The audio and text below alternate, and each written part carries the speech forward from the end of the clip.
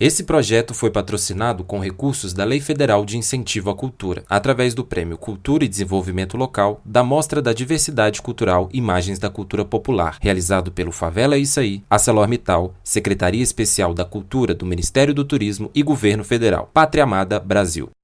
Testando, som, testando. Acho que tá dando. Tá bom.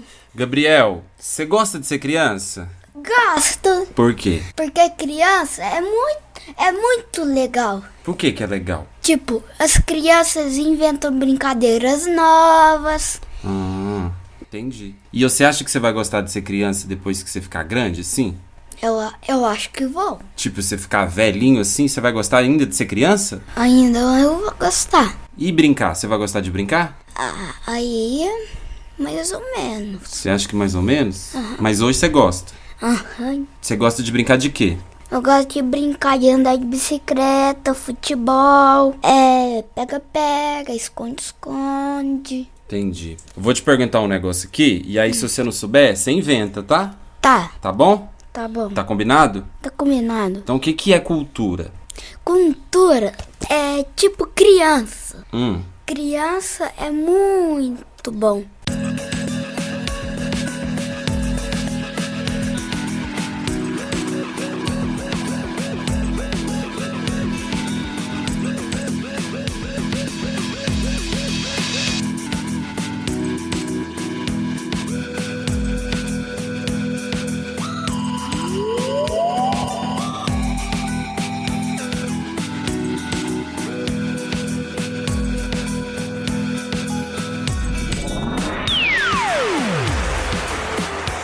Seja bem-vindo ao 4º episódio do Podcast da Badia, o podcast cultural de Martinho Campos. Eu sou Léo Azevedo e nesse podcast falamos sobre um tema, entrevistamos pessoas, compartilhamos ideias e divulgamos a nossa cultura local.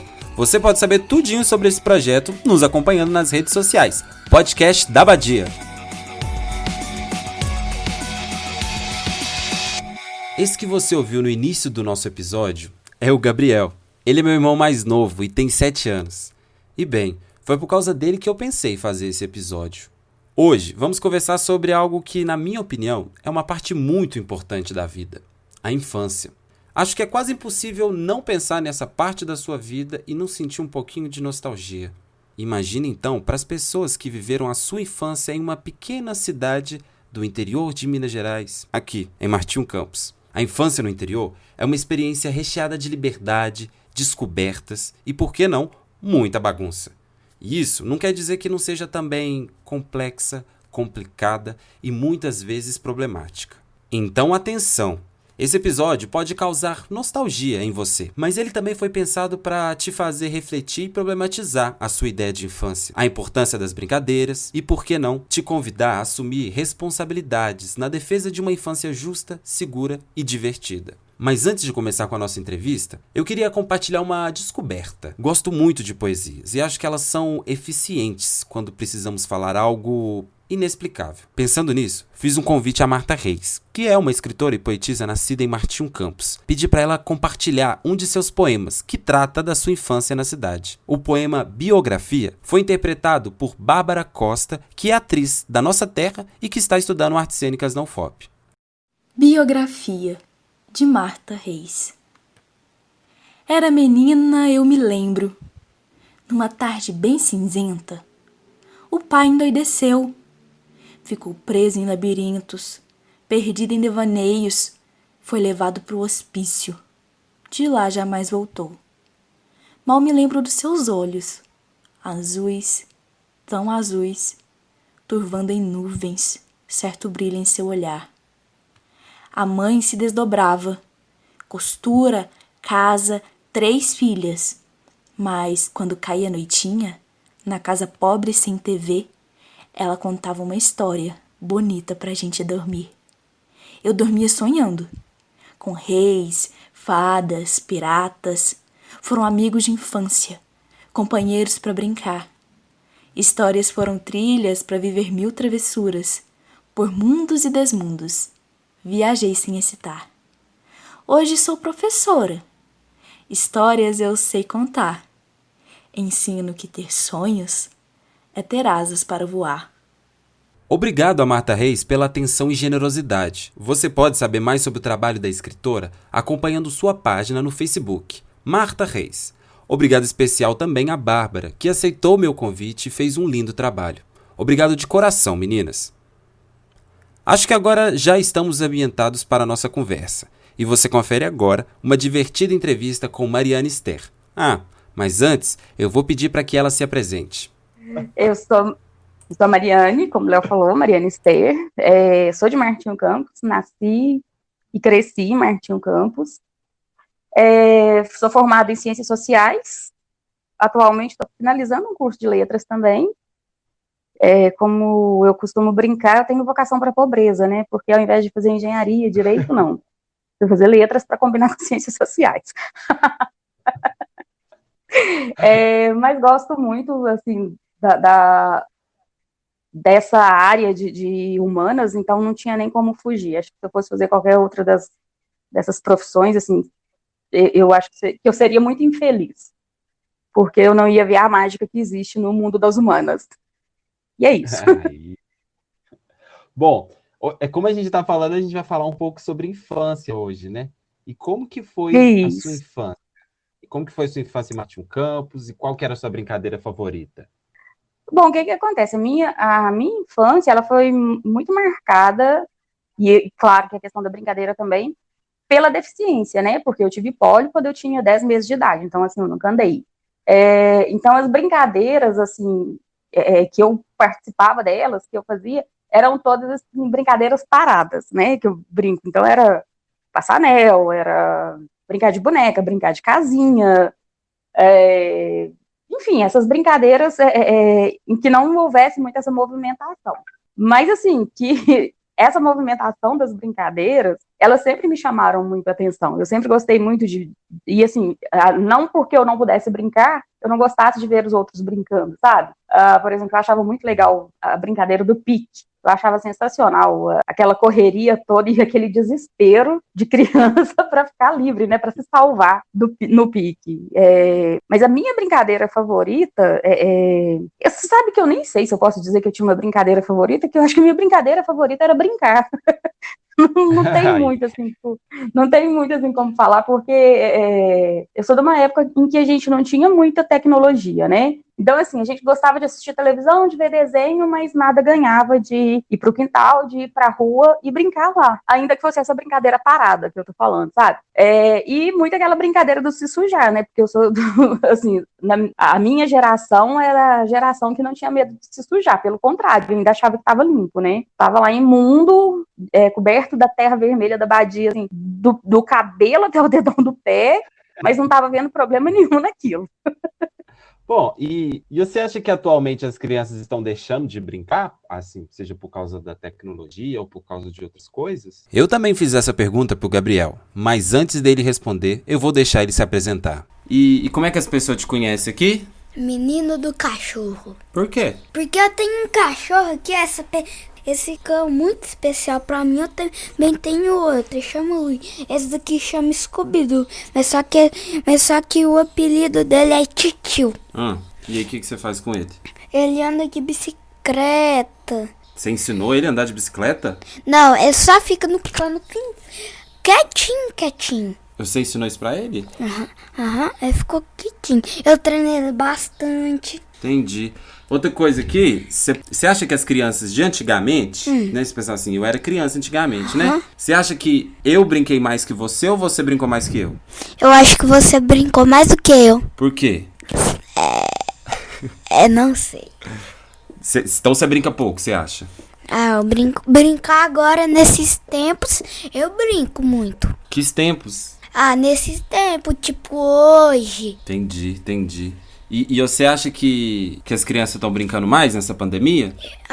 Tô brincando mais ou menos. Mais ou menos? Aham. Por que mais ou menos? Eu acho também que elas não estão brincando muito. Entendi. Você acha que criança tem que trabalhar ou tem que brincar? Tem que brincar. Por quê? Porque brincar é mais coisa infantil. Entendi. Para crianças. E você quer mandar um recado para as crianças, então? Sim. Crianças sempre respeitem o papai, a mãe, os tios, os avós. E que mais? Só isso. Então tá bom. Dá tchau pros outros. Tchau! Me inscreve no meu canal que porque eu vou lá fazer muitos vídeos legais, porque vai ser o primeiro dia que eu vou fazer. Tchau! Bom, agora vamos voltar à nossa outra entrevistada. E você acha que atualmente as crianças estão deixando de brincar? Assim, seja por causa da tecnologia ou por causa de outras coisas? Então, isso até foi um assunto assim, que eu fui pensar um pouco a respeito. E no conceito, assim, do meu conceito que seja brincar, para mim as crianças deixaram de brincar, sim. E eu vejo muito isso porque, assim, criança hoje não quer ficar, sei lá, às vezes pode ter um quintal imenso, como em Martinho Campos ainda tem muitas casas com quintal grande, e às vezes as crianças não querem brincar, querem pegar um celular e sentar no sofá e ficar horas ali envolvido com o celular, sem ter uma socialização com as outras crianças e até com os outros adultos, mas de uma forma mais saudável, que não seja essa forma que a gente vê hoje de criança tendo conversa que a gente chama de conversa de adulto, né? Eu acho que nesse sentido a gente era mais preservado. Então, assim, eu não sei, para mim as crianças não brincam mais. Eu fico muito entristecida com isso, porque eu acho que brincar é de uma importância assim que a gente até não alcança, porque enquanto a criança está brincando, ela está fabulando, e essa fabulação é que prepara a gente para a dita vida real, porque na verdade quando a gente está brincando, por exemplo, de casinha, né, e assim, para além das discussões assim, do quanto isso perpetua questões de gênero e tal, não estou nem entrando nessa discussão, mas é quase que uma fantasia, é fabular um mundo adulto no universo infantil, né? E eu acho que essa fabulação, sabe, porque quando você brinca, você também fala dos problemas de não ter, pelo menos era o que, pelo menos eu me lembro que era isso, né? Que a gente também fantasiava os problemas, né? Não tem dinheiro, não vamos comprar isso porque não temos dinheiro, né?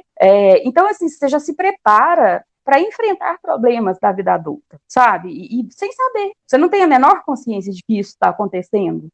Então, eu acho, sim, que hoje as crianças, nesse sentido, eu acho que as crianças deixaram de brincar, sim, porque tá lá, sei lá, pegou o tablet, pegou o celular, entrou num joguinho. Pode até haver alguma socialização com alguma criança ou com alguém que está jogando, que a gente nem sabe se é uma criança mesmo, mas, por exemplo, as crianças não são obrigadas a enfrentar a frustração, por exemplo, né? Se houve um desacordo com algum jogador, ela pode simplesmente sair. Então, ela não tem que elaborar aquilo ali no olho a olho, né? No cara a cara e falar, não, esse brinquedo é meu, não, você quebrou a regra do jogo. Então, eu acho que isso é muito ruim, né, nesse sentido, porque você não prepara a criança para frustração também. E eu acho que muitas coisas que a gente vê hoje acontecendo, de crianças que estão, crianças não, já, né, adolescentes, que todo mundo fala, adolescente hoje é isso, adolescente hoje é aquilo, adulto, mas eu acho pior ver isso em adultos, que adultos hoje acham que têm direito a tudo, e digo jovens adultos, assim, ali na faixa especialmente dos 25 aos 30 anos, de adultos que acham que o mundo é deles, é para eles. E por quê? Exatamente porque não teve essa frustração, sabe? De falar assim, olha, não é assim, sabe? Então, assim, esse brincar, essa fabulação, ela é muito importante. E eu acho que quando a criança brinca num tablet ou num celular, ela não tá tendo isso. É um jogo que tá falando para ela o que fazer, sabe? Ela não cria uma regra, ela não cria um mundo. Agora, tem um contraponto. Isso sou eu, que nasci lá em 1974, que tô falando. Eu imagino que daqui a 20 anos, as crianças que hoje têm 7 vão se lembrar disso com alguma nostalgia, né? Claro que vão, mas ainda assim me dá um pouco de medo, apesar de eu achar que vai se criar essa memória afetiva, que vai ter essa nostalgia, me dá um pouco de medo de pensar, deles olharem para trás e falar o que é brincar, porque eu não sei o que foi isso, basicamente. Bom, e a gente falou um pouco sobre essa formação, né, que a brincadeira oferece, né, essa formação para a vida, e aí eu também queria te perguntar, de que modo que você acha que a cultura local e esses jogos e essas brincadeiras, né, que você teve a oportunidade de realizar e brincar durante a sua infância aqui em Martinho Campos, como é que você acha que eles se relacionam, assim? A cultura local e os modos com que as crianças brincam?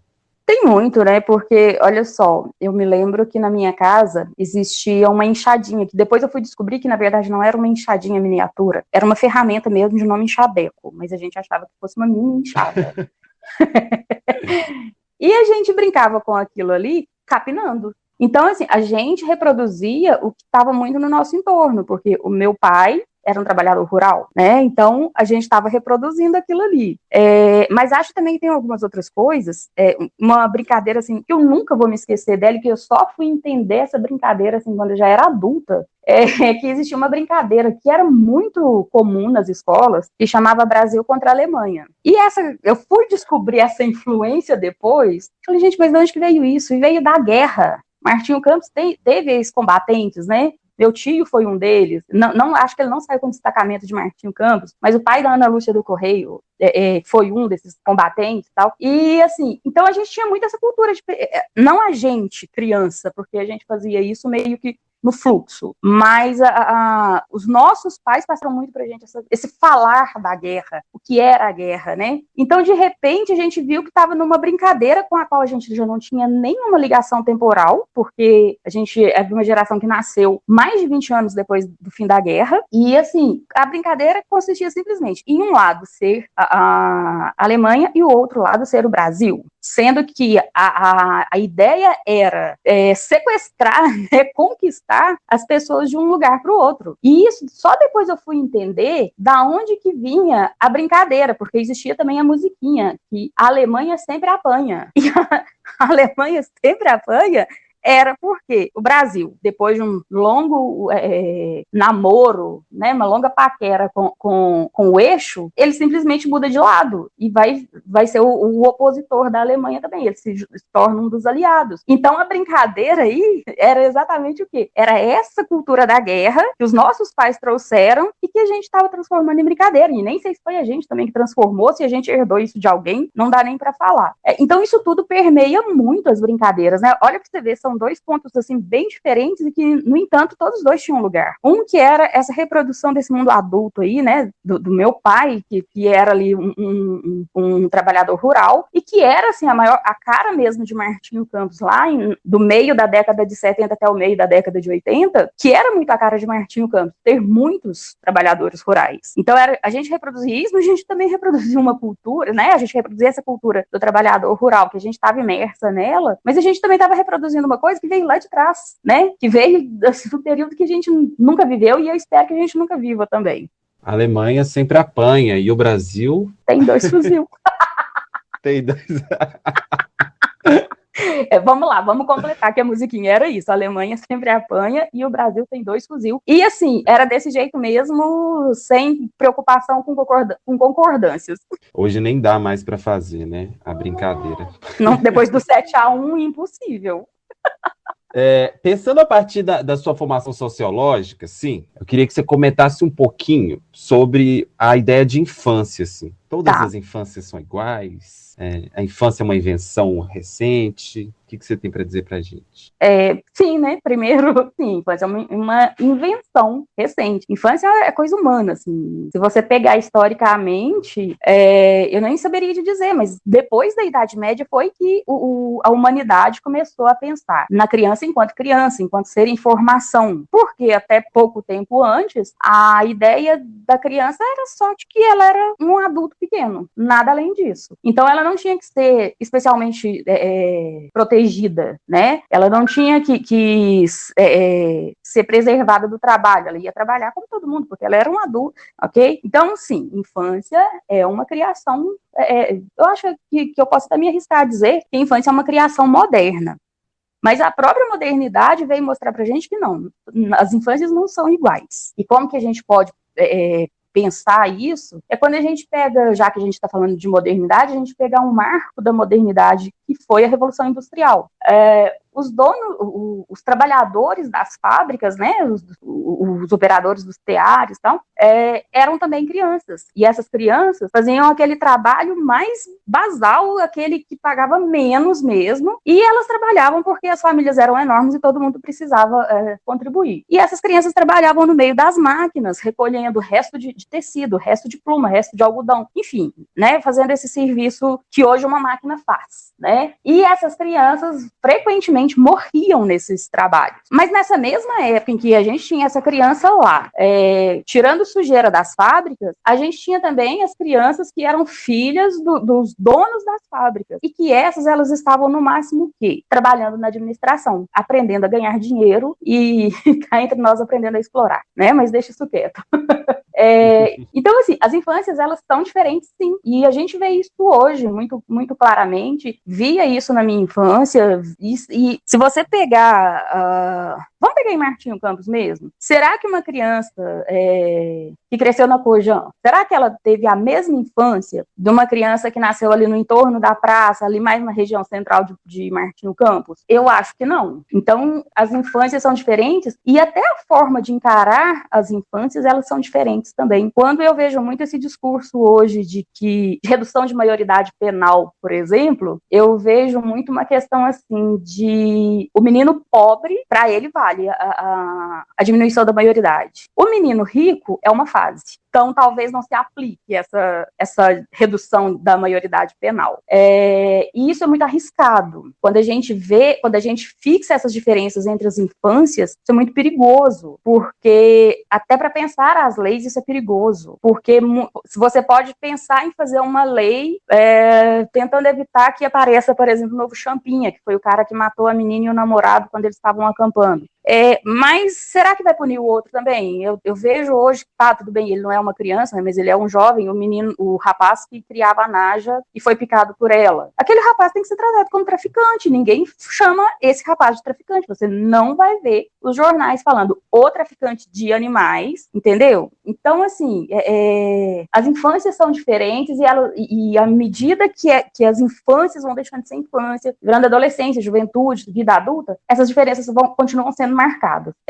Eu consigo entender que as crianças deveriam ser todas iguais, que os seres humanos deveriam ser todos iguais, mas é impossível não perceber que essa é uma igualdade só no discurso. É uma igualdade puramente discursiva. A prática é a prática da diferença. E a diferença não é essa boa, não a diferença de aceitar que existem pessoas, existem crianças de classes e de cores e credos diferentes, mas é aquela diferença para marcar quem é bom, quem é ruim, quem tem direito, quem não tem.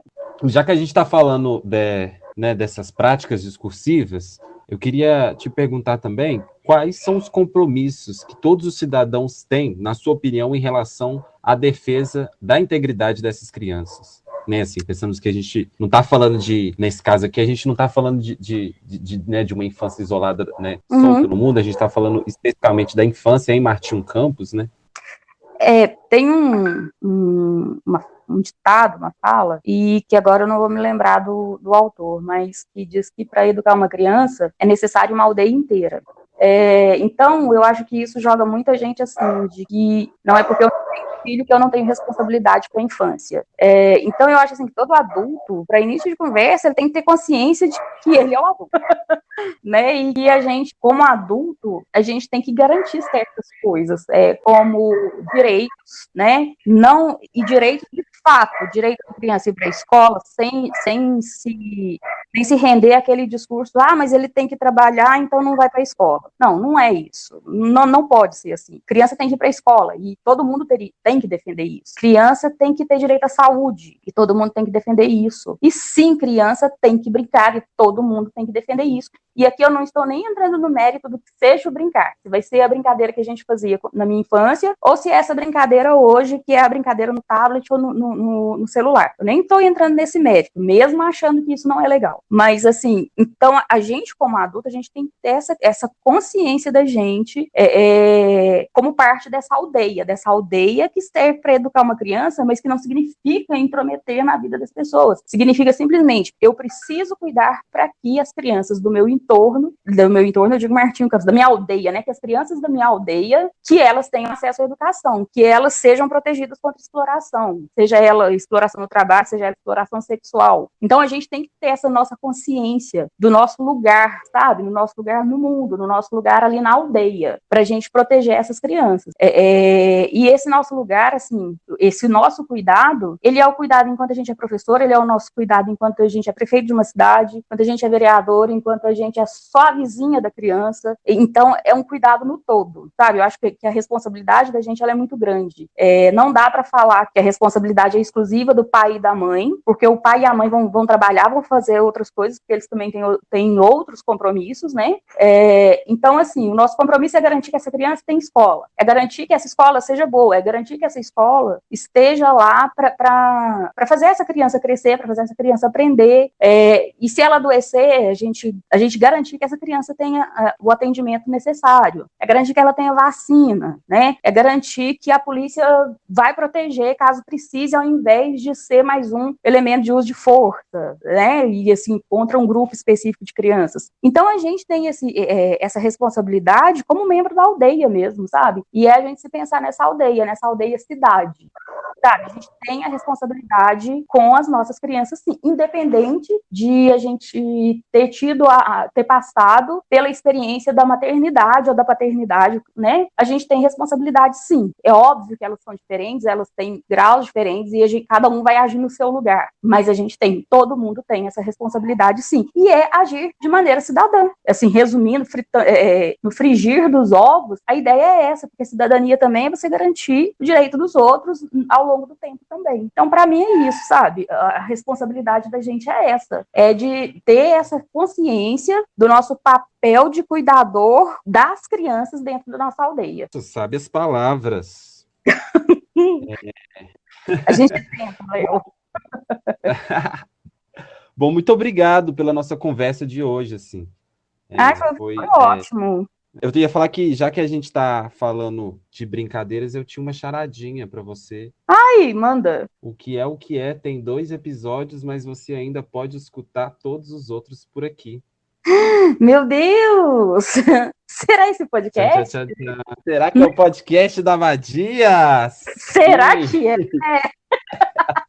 A gente ainda tem mais 2 episódios, um onde a gente vai falar sobre expressões linguísticas. Que delícia! Eu adoro. Né? E o outro ainda a gente fala sobre a tradição das benzedeiras. Nossa, maravilhoso, não vou perder. E aqui, Léo, eu queria só, primeiro, agradecer, porque assim, me senti ótima, me senti assim, o máximo quando você me convidou. Nossa, me achei uma autoridade. Falei, gente, agora eu sou adulta mesmo, sem retorno. E também, assim, eu acho que uma coisa que a gente tem que deixar muito claro para todo mundo, pelo amor de Deus, deixem as crianças brincarem. Para de colocar chinelo no pé da sua criança quando ela está tendo contato com a terra. Deixa a sua criança fabular, por favor. Muito que necessário para esses tempos. Bom, Mariane, muito obrigado. O podcast da Abadia tem produção de Raquel de Medeiros, direção de áudio de Laila Policarpo e a arte desse episódio é de Tatiana Lima. Nesse episódio, recitamos o poema Biografia de Martha Reis com a bela interpretação de Bárbara Costa. Também entrevistamos Mariana Esther e Gabriel Azevedo. Antes de ir, deixo vocês com uma pergunta. Qual era seu lugar favorito para brincar na infância? Responde pra gente nas nossas redes sociais. Podcast da Abadia. E estamos chegando na reta final da nossa primeira temporada. Então fique ligado para não perder o próximo programa. Muito obrigado pela companhia. Até breve. Falou!